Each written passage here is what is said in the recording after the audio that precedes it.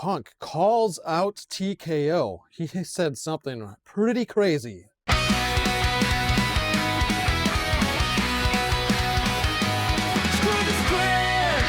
Welcome back, everybody, to Screw the Script. I'm your host, as always, Maverick here. Thanks for joining me on this shorter Tuesday video.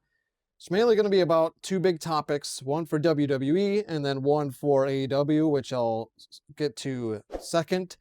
But first, let's talk about the big thing that CM Punk said when he called out Roman Reigns and both TKO in a promo that he had, as well as skim over that awful Raw that we had. CM Punk was only one of 3 segments that I enjoyed on this entire Raw. I think there was 4 or 5 matches. I think it was only 4, actually.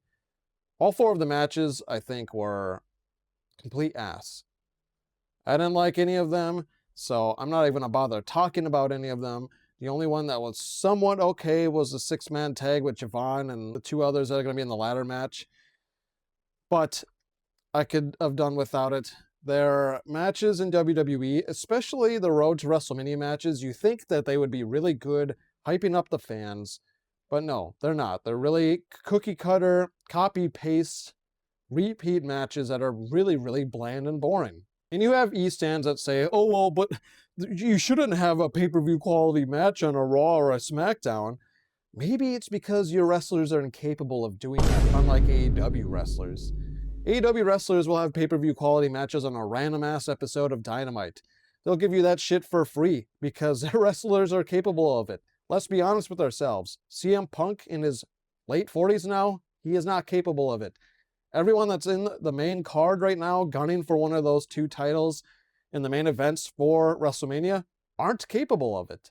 So, this is what we get now. Road to WrestleMania is more like talk show to WrestleMania. There's no wrestling. There's little to no wrestling. And then when there is, all the matches are really bland. So I didn't like any of the matches. There's only 3 things. CM Punk was one of them. Rey Mysterio returning and being added into the ladder match was the second thing. I really enjoyed that. And then the third thing was we are going to get Demon Finn Balor at WrestleMania. Now, it's a third thing, but it's kind of a 2-sided coin. I liked that we're getting that, but it was also, on the flip side, a very desperate move by WWE because they are still trying their damnedest to sell those tickets. So they're bringing in John Cena. They're bringing in multiple celebrities, which I could give a fuck about. They're bringing back Demon Finn Balor. They're bringing Rey Mysterio, the greatest luchador of all time for WWE. They are pulling out all the stops just to get you to actually buy the tickets that are left, or even just watch. I'm not going to watch it live. I don't care for enough of it to even consider watching it live and spending my whole weekend that weekend. Absolutely not. I'm just going to be looking up the live play-by-play and maybe using a VPN to watch the matches that I do care about. CM Punk, we'll get on to the main thing now. He was the best part of Raw because it was a full-on segment, not just 2 little quick things. He calls out Roman Reigns, and if I'm going to take one of the 2, I'm going to take CM Punk. I've always thought Roman Reigns was overrated. He's a 2-trick pony. All the fuck he does is a spear and a Superman punch. I think he's extremely watered down, bland, and boring as hell in the ring. And he took 10 years of his career to actually get decent on the mic. Other than that, he had to have people speak for him. When he was in the Shield, he never spoke. It was Rollins, sometimes Ambrose. Those 2 are both better than him. I think Roman Reigns is one of the most overrated wrestlers of all time. You can disagree with me if you want down below. That's just how I feel. CM Punk, however, despite his age, he isn't very good in the ring anymore. He's very divisive, very polarizing. He says stuff I agree with. He says stuff I disagree with.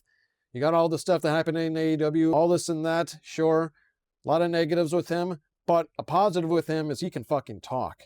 He called Roman Reigns a bucktooth nepo baby who ate dog food for a weird old man, which was Vince McMahon. That weird old man treated me like a dog for years, but I had FU money and left. And not only that, but he double dipped. He called out TKO, telling them to lower their fucking ticket prices. And thank God someone said it.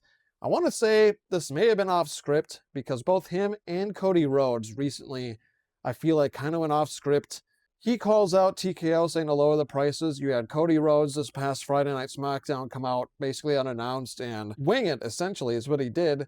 And he calls out TKO for bringing in Pat McAfee, which I'm sure backstage he saw the reaction. And on socials throughout the night, he saw the reaction that everybody hated that shit.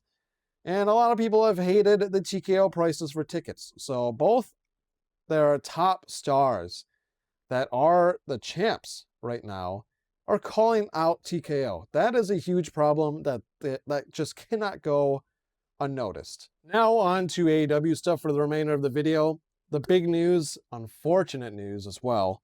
Kyle Fletcher is injured long-term, a meniscus injury. I don't know if it was a tear or what, but it looks like Kyle Fletcher is going to be missing significant time. However, we have Will Ospreay back, and we have such a loaded roster in AEW that although I'm going to miss the Protostar, I think AEW will be just fine.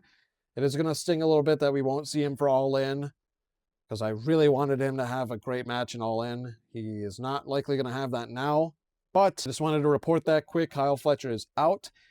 And now I want your guys' opinion on how they should handle the TNT Championship. Should I do a little tournament leading up to maybe, let's say, Double or Nothing?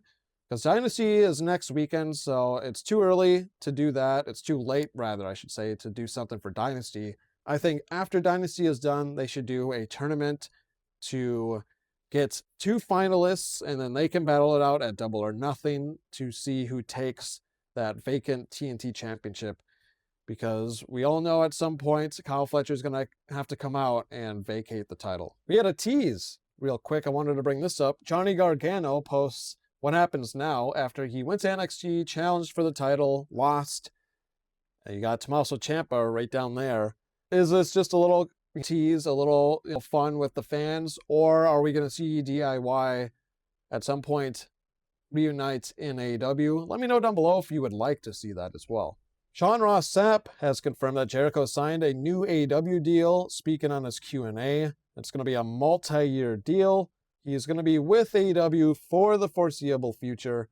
He did speak with Tony Khan and AEW before making his final decision. And he did talk to WWE, but ultimately turned it down, probably because they wanted him to job to Gunther at WrestleMania or some shit and lose to a guy who doesn't need the push, who is doing a gimmick that I frankly do not like.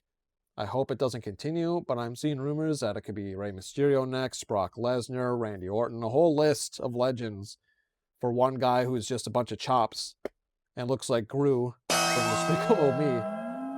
I don't like it, so Jericho staying in AEW was the right call.